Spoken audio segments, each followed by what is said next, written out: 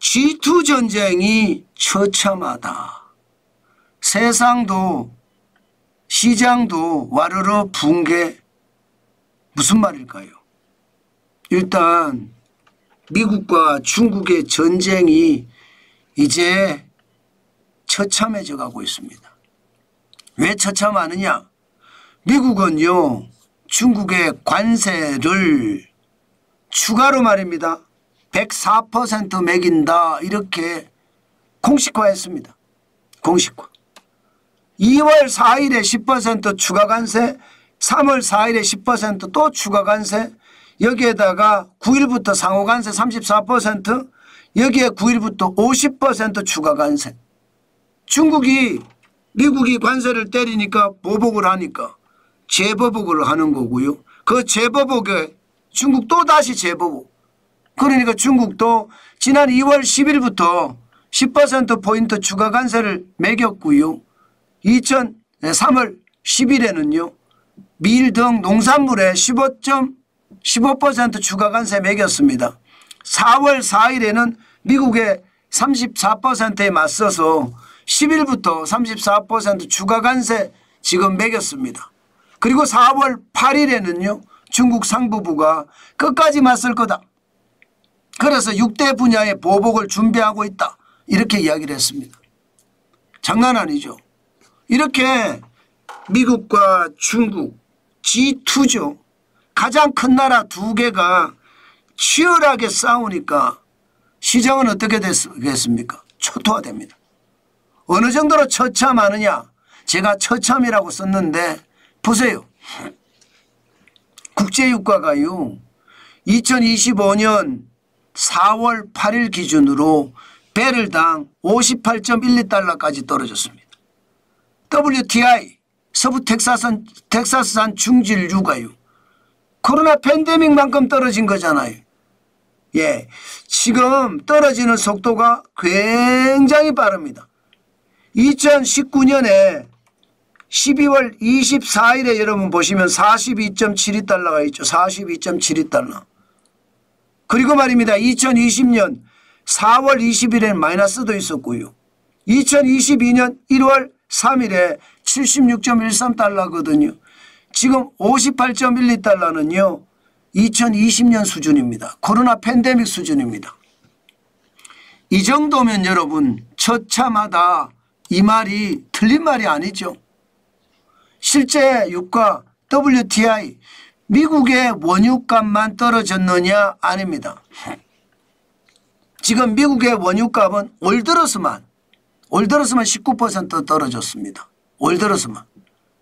북해산 브렌트도 지금 마찬가지입니다. 북해산 브렌트유 17.7%가 떨어졌습니다. 작년 말에 배럴당 74.64달러였는데 지금 61.46달러까지 떨어졌습니다. 처참하죠. 두바이유는요. 마이너스 5.7%만 떨어졌지만 시장이 열리면 마찬가지로 와르르 쏟아지듯 무너질 겁니다. 진짜로 처참하다는 말이 틀리는 말이 아니죠. 그러니까 원유시장도 와르르 쏟아지듯 무너졌잖아요. 주식시장도 마찬가지입니다. 주식시장도 결국은 이제 장막판에 좀 올랐기는 하지만 나스닥 종합주가지수 기술주 중심인데 2.15% 떨어졌습니다. 335.35가 빠져서 15,267.91까지 빠졌습니다. 이제는 15,000까지 빠진 거예요. S&P 500은 5,000이 무너졌습니다. 1.57%가 빠져서 79.48이 빠졌거든요. 4,982.77까지 떨어졌습니다. 대형주 중심이 완전히 폭삭 망한 거죠. 여기다가 다우산업지수 0.84% 떨어졌습니다. 320.01이 빠져서 이제는요 37,000까지 빠졌어요. 37,645.59까지 빠졌어요. 시장을 보고 있으니까 진짜 와르르 쏟아지듯 무너졌다는 말이 틀린 말이 아니죠. 그만큼 시장에는요 엄청난 충격을 줬다는 뜻입니다.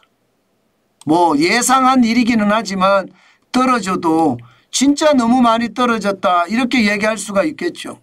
며칠째 지금 떨어지고 있는 거잖아요. 며칠째.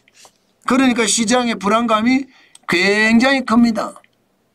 개별 종목별로 보더라도 필라델피아 반도체 지수 오늘 그나마 장 후반에 올라서 그렇지 지금 3.57% 떨어졌습니다. 3,562.94로 마감했거든요. 필라델피아 반도체 지수가 떨어졌다. 장난 아니란 뜻이잖아요. 그러면 엔비디아 주가도 떨어졌겠죠. 당연히 떨어졌습니다. 많이 안 떨어진 건 다행이에요. 96.30달러 1.37% 빠졌습니다. 그러면 매그니피센트 7은 어떨까요? 다 빠졌습니다. 아마존은요 2.62% 빠져서 170.66으로 마감을 했고요. 마찬가지로 지금 마이크로소프트도 계속해서 빠졌거든요. 마이크로소프트도. 그만큼 말입니다. 시장의 주가가 빠졌다는 뜻이에요. 0.92% 빠져서 마이크로소프트 354.56으로 마감했습니다. 알파벳도 마찬가지입니다. 알파벳 1.78% 빠졌습니다. 구글입니다. 146.58로 마감했습니다. 굉장히 빨리 빠지죠. 메타도 마찬가지입니다. 1.12% 빠졌고요. 그래서 510.45고요. 애플 이건 진짜 많이 빠졌어요. 애플이 지금 제일 많이 빠지고 있는 것 같아요. 아무래도 트럼프 관세에 직격탄을 맞은 게 애플이다 이렇게 이야기하니까요. 뭐 중국에서 생산하고 베트남에서 생산하고 인도에서 생산하는데 이게 다 관세가 높으니까 죽을 맛이죠. 4.98% 빠졌습니다. 172.42까지 빠진 거예요. 테슬라 마찬가지입니다.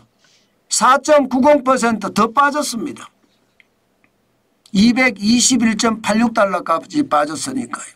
이처럼 말입니다. 시장은 지금 쏟아지듯 무너졌다 이렇게 이야기하는 게 맞을 거예요. 그만큼 트럼프 관세는 시장에 직격탄을 날린 거고요. 이게 곧바로 시장이 좋아질 듯 안 보입니다. 앞으로도 한참 동안 시장은 더 나빠질 가능성이 있고요. 이러다가 기업의 실적마저 와르르 무너지잖아요. 그러면 미국 경제는 최악의 상황을 맞을 수도 있습니다. 그러다가 미국 경제가 무너진다. 그러면요 신흥시장이 무너집니다.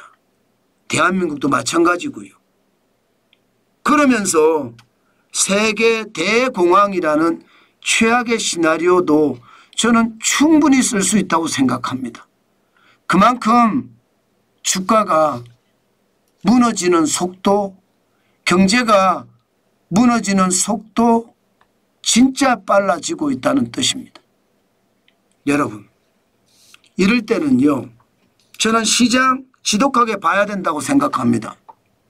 그리고 가능하면 내가 가진 포트폴리오 주식 중에 52주 신저가가 나온다.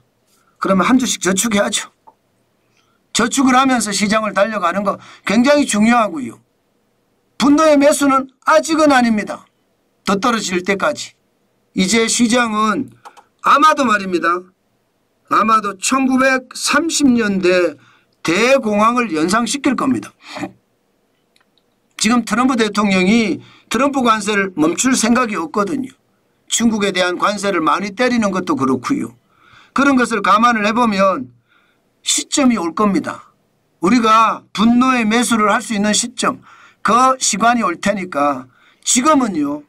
지금은 중요한 게 시장을 똑바로 바라보면서 52주 신저가 저점 매수는 계속 이어가야 된다는 것 저는 여러분들에게 꼭 말씀을 드립니다. 그만큼 시장의 변화 심하고요. 그 변화에 우리가 공격적으로 대응해야 되겠다. 그 말도 여러분에게 오늘 강조해서 드립니다. 네.